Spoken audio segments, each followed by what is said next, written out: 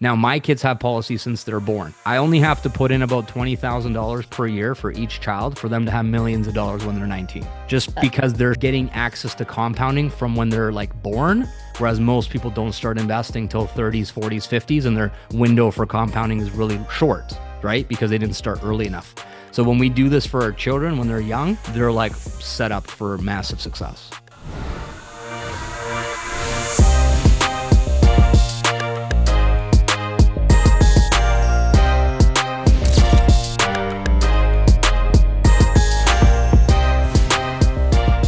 What's happening? So you just couldn't even wait after our last call. You had to do a check-in post, which I loved. You're like, what do you mean 2 weeks? It's too much time. So that was hilarious. I loved it. Your big win is that we talked about how you can have a six-figure month in a day on the last call, and you're ready for that. So you're planning it, you're preparing, you're going to do a back-to-back marathon blitz on August 1st. And you also are hosting your very first retreat that we discussed as well on your first call, I believe, around like setting incentives and exciting things. And boom, you booked it and you pretty much sold it out. And there's a slight possibility I might be able to come. No promises, but I'm going to do my best to possibly show up as well. Where's your current biggest area of struggle inside your business right now? Not struggling. I'm doing great. Oh, love that. So good. Do you have a question that you would like to ask Balazs this week regarding your business? I feel like I never have money. Interesting.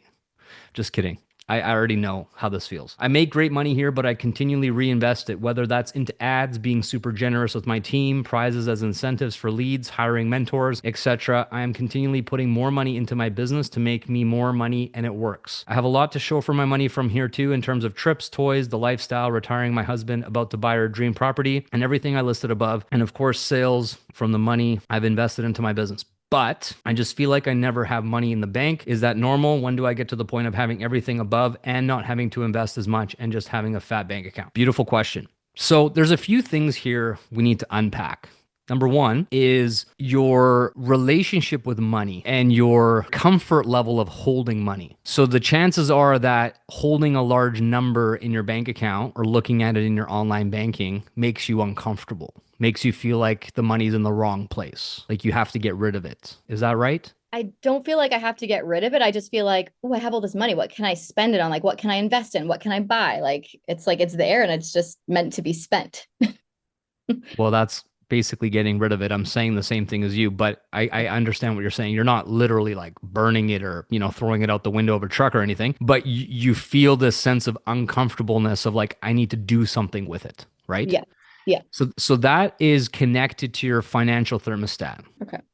And so you most likely never had a large sum of money in your account prior to this business. And so it's a new experience for you, which is normal. Most people have that, including myself. So there's a couple of things that I've done that's really helped. Have you read Secrets of the Millionaire Mind by T. Harv Eker? Nope, but I will. Okay, so that is a book I highly recommend. And have you read Happy Pocket Full of Money? Yes. Okay. Yeah.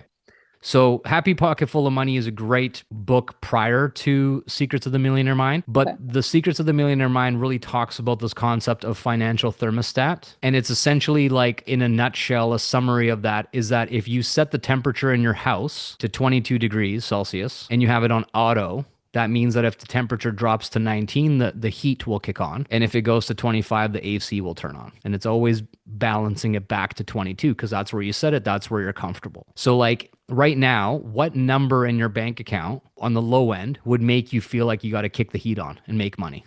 Like if you saw a certain number there on the low side, that would make you freak out like, oh my God, I need money in my bank account right away. What's the number?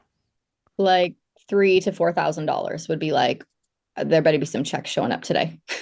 Okay. And then what's the number that you've noticed where you have that same sense of feeling on the high end where you're like, I got to buy something, invest something, all the things you listed in your question? Like what number do you see where like, I got all this money, man, let's do some cool shit with it? Like, what's that number? Like 15 to 18,000. Okay. So you literally just told me what your financial thermostat is set to. Okay. So if you're at the 10,000-ish mark in that range, you're just chill. You're not panicking, you need money, but you're also not like, let me go spend it. So that's like your 22 degrees in your house. That's like room temperature for you. The 15Ks, oh shit, it's getting hot in here. We better turn the AC on and get this right back down to 10K. And then all of a sudden, if it dips, 3, 4K, oh, so cold, man. Let's fire up the fireplace. Back up to 10,000. Oh, whew. Gotta take my 6 sweaters off now, right? So what Yep. we need to do is we need to start to adjust this thermostat. Okay. So here's how I did it. For me, you know what the low end was that freaked me out way back when? 0. Like $0 overdraft. Oh my gosh, I'm broke. What is happening? Not exaggerating. Like I literally saw minus $87 in my account and shit like this. Freaked me out. So I changed it after a while, after reading this book and understanding these concepts, and I made $1,000 my zero. So if I got to $975, I was $25 in the negative, panicking, and had to get it above 1,000. Eventually it was 2,000, then 5,000, then 10,000. And now it's about 250,000, but that's just because I know more money in the bank is just a waste because I could be earning interest. So there's actually a point that too much money in the bank is also not smart. I wondered that too. If there's all this money sitting in my bank account, I might feel better, but then I'm like, well, and also I might be tempted to spend it. So maybe I want it somewhere else doing better for me. So there's two things there's a few things that we need to talk about right now. So number one is your ability to multiply the money, and you do that with ads, for example, but you need to be on top of your ROAS, your return on ad spend. So if you know you spend $1 on ads and you make $5 in commissions, then that's a 5x, which is fantastic returns, is much better than like the index fund for the S&P 500 or like stocks in general. Like that's a really great return. So that should be like your first priority. Is this put in $1 into the magical ATM and it spits $5 out. So do you know those numbers now? I don't, because I hired an ads agency and they just do all of it for me. So I just trust them. I get leads, I get sales, and I'm like, it's working, but I don't know the actual stats. Never trust somebody with your money to that extent. You can trust them, but you need to know the numbers. Okay. Yeah. So you need to get reporting from them. Yeah. And you need to know how much money you spend on their services, which probably is, whatever per month, plus ad spend. How much did you spend on ads? What is your cost per lead? What is your cost per acquisition? And what is your ROAS? You need to know these metrics. Okay. You said cost per lead, cost per acquisition. So cost per acquisition is the total number of leads that you've generated before you got an Enagic sale. So let's say you got 100 leads from ads that you paid $3 a lead. 100 times $3 is 300. And then you needed to have, out of those leads, they went through the discovery process, and 1 in 3 people who watched the discovery process, as an example, bought Enagic from you. So how many leads did it take for someone to go into the discovery process? So let's say, as an example, it was 300. So 300 leads, and 1 of them finished the discovery process. Let's just say that's what it was. But you only have 1 out of 3 people who buy Enagic after watching the discovery process. So it's like a 33% conversion on the discovery process. That means that you had 900 leads before 1 Enagic sale happened. So your cost per acquisition would be $900. Okay. That makes sense. So this is a very important number, because then if you are spending $900 to get an Enagic sale, but you're making like $4,000 or $6,000 or $8,000 on a quad sale, then you're literally dividing, like, your commission could technically purchase 8 sales. Right? Yeah. That's insane returns. And the thing that's really crazy about the numbers we're talking about when it comes to like cost per acquisition is when you pay money for ads and you get a direct sale, that conversion ends there. Everything on a second level in terms of like group sales is always free, doesn't require any ad spend. So now there's a new number you need to calculate, which is customer lifetime value. Okay. Customer lifetime value, how you figure that out is you take all of the money that you've made in Enagic total since you started, all the bonuses, all the title incentives, every single penny you've made in Enagic, and you divide it by the total number of direct sales that you've had. Okay. What you'll find is that this number is very high, 10,000, 20,000, 40,000, like a crazy number. Okay. And that is what the lifetime customer value is every time you make a direct sale, averaged out. Now imagine how freaking crazy that is, that you spend $900 to acquire a $40,000 profit average. See the craziness of that? Now, when you turn around and talk about lifetime customer value on social media with higher level people that are in sales or influencers or entrepreneurs, they will go like, because you're talking high level business at this point, not like Mickey Mouse stuff like quit your 9 to 5 and watch more Netflix in the evening. And people are just like eye rolling you, you know? But this is like high level business shit. Like, wait, what did you say? Your cost of acquisition is 900 and your lifetime customer value is 40 grand. And obviously these numbers right now are just imaginary numbers, right? But you gotta crunch your real true numbers. Is pretty wild. I'm excited Anyways, to find out what that number is. now the next thing that you got to do is what do you know about insurance policies? Do you have insurance policies set up right now? Yes, I do. I have term life insurance. Uh, that's all I have for life insurance. Okay. So you're going to change that immediately. Okay. So what you're going to do is you're going to set up whole life participating policies with Equitable, because I know you're in Canada. Hmm. And what happens is that these become your own bank.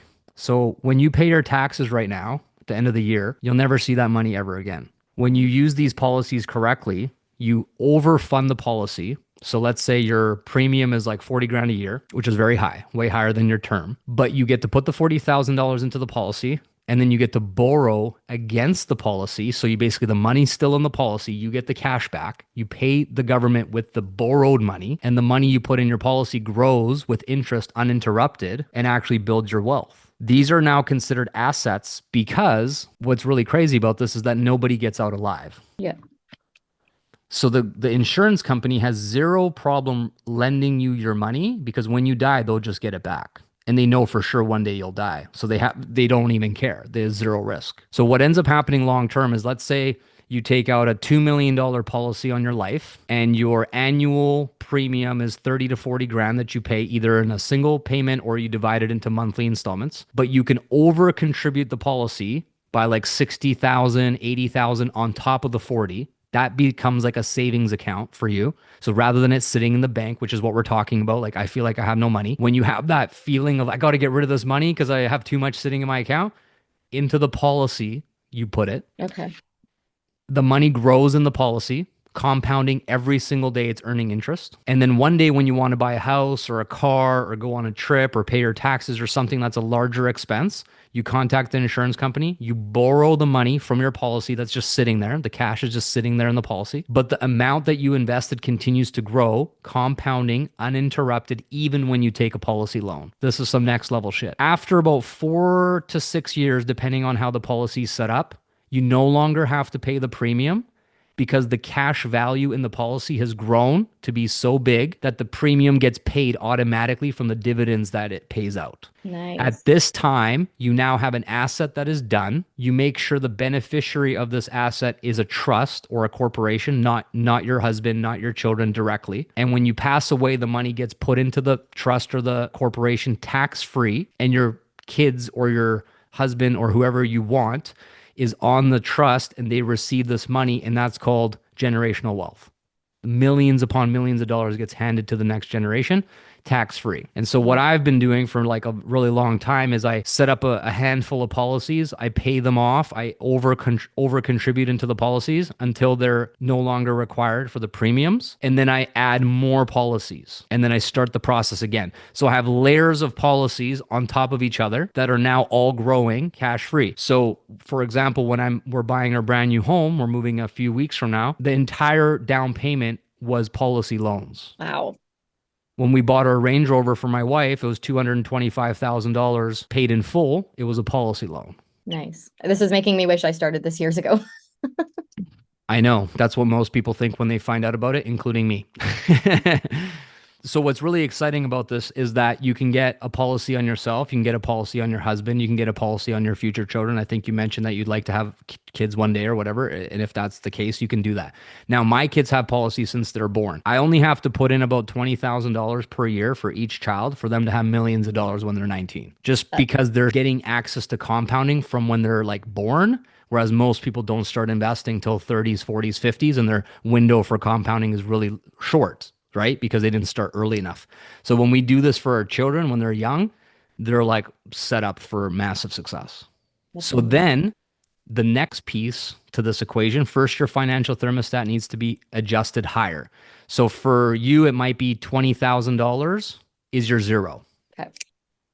And this is going to feel uncomfortable. You're going to be like, oh my gosh, what do I do with this money? I got to get rid of it. But at the same time, it's going to give you peace of mind. And when something comes up out of the like a mastermind or a retreat or an event, and it costs you $5,000 to be able to go, it's no sweat because you just got 20K right there. So you just invest the 5K. You feel more like a leader, like in control of your situation. You don't have to get ready. You're always ready. So that's the reason why you want to increase this zero over time, is that when an opportunity comes up, whether it's an experience, an event, a trip, a business whatever it might be, you don't have to be the person that's like, I need 3 weeks to, get some money together. It's like, no, I'm ready now. And very, very few people in the planet are like this. It's rare. Even all the people online that, front like they're made it are like very cash poor. Their liquid net worth is very little. Anyways, the next thing that you want to do after that is you want to get an elite bookkeeper. So once you start having these 100K months, you need to have an elite bookkeeper, accounting, wealth team. Okay. You need to have professionals in your corner that get compensated on growing your wealth. Okay. And so what happens when you do the insurance policy structure, which by the way, I have a referral if you want one, is that when you put the money into the insurance, your earned income, which is your NAGIC commissions, is protected because that money is safe in the policy. So if let's say you made a poor investment or a bad decision and you lost money, if you just paid 10 grand for something and you lost it, that 10 grand's lost forever. But if you put 10 grand in your life insurance policy and then you took a $10,000 policy loan and you lost the policy loan, that's technically borrowed money. It still sucks, but your original earned 10 grand is in the policy protected. You never lost the actual original 10 grand. So you almost have an extra level of risk tolerance because you're always working with the policy loan money. You're not working with your earned income, which is the scary thing. You don't want to ever lose your earned income. You're working way too hard for that. Make sense? Yep.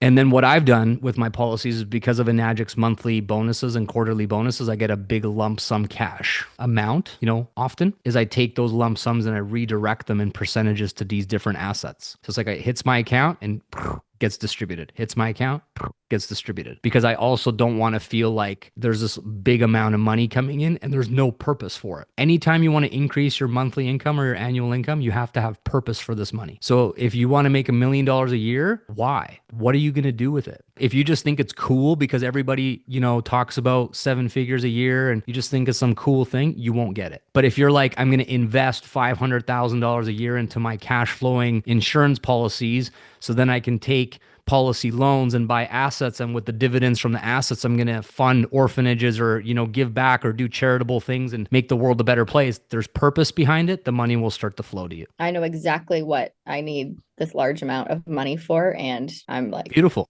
Then it's going to come to you because you're going to you have the purpose, you have the structure, your financial thermostat is going to be ready to receive and hold a larger sum without you freaking out and feeling the need to do something with it. It's going to calm your nervous system from a financial standpoint. Everything's okay. I'm good. I'm supported. Everything's okay. It's going to completely change your energy. You're already doing the self-care. You're already doing the outsourcing. You're already having your plans to do the 6-figure month in a day. It's all coming together. But just imagine this 100K comes in and you don't have a plan for it. It's not good. no. But if it receives in and you're like, perfect, it's just like receiving $100 bill and then being like $10 here, $10 here, $20 here, $30 here, right? That's what it's going to feel like. You're going to stay calm. You're not going to have the lottery mentality. We're rich, drinks on me, woo, clubbing, bottles. It's like, you know what I mean? That's what a lot of people do because they can't hold it. Oh my God, it's too much. I'm scared. You're on the right track. This is amazing. Those are the few adjustments I would make. So basically you have your corporate structure, you have your insurance policy, you have your bookkeeping, you have your accounting, you have your wealth team. They all need to be in communication with each other. And then you automate this. So you basically say, this is why it's important to get your income to a very consistent reoccurring amount, which typically, like you said here, when do I get to the point of having everything above and not having to invest as much and just having a fat bank account? To be completely honest with you, it's right around 6A2-3. Okay. All right. Because at that point, your monthly and quarterly bonuses will be very consistent. So you will have a baseline, let's say 500,000 a year. As an example, you're getting $500,000 a year as a base. Then your direct sales that you're going to continue doing your 6-figure month, et cetera, on top of that is another $1 million that you are in control of by doing 10 directs a month, every single month with your systems, with your ads, with your etc. So now you're like at 1.5 million a year. Then you have policies set up that are, let's say, 500,000 a year versus of premiums, an extra $500,000 a year of top up extra money. It's $1 million that you already have accounted for. And then you have $500,000 left over for paying your bills, going on trips, taxes, et cetera, et cetera. There it is, 1.5 already accounted for. Now, when that happens for you, you're going to be like, it's not enough. I need two. I need 2.5. I need three. And then you're going to have the same mentality, but what am I going to do with it? What's it for? Then you make the plan and your income goes up. So you have to expand the capacity. And then when it gets filled, it's not weird because you're already prepared for it. But everybody thinks it's the other way around. First, I get all the money and then I like sit there and like swim in my cash and be like, what do I do with it? It's not how it works. You have to be ready for it first, plan for it. It's like it's already done. And then when the money shows up, you're like, there it is, man. I've been ready for like 6 months. Like, what took you so long? Like, like FedEx got lost or something. Like, it wasn't overnight, 1 day delivery. Jeez. Anyways, so hopefully that's helpful. I'm going to go move That on. was, yeah, so helpful. Thank you so much. You're welcome.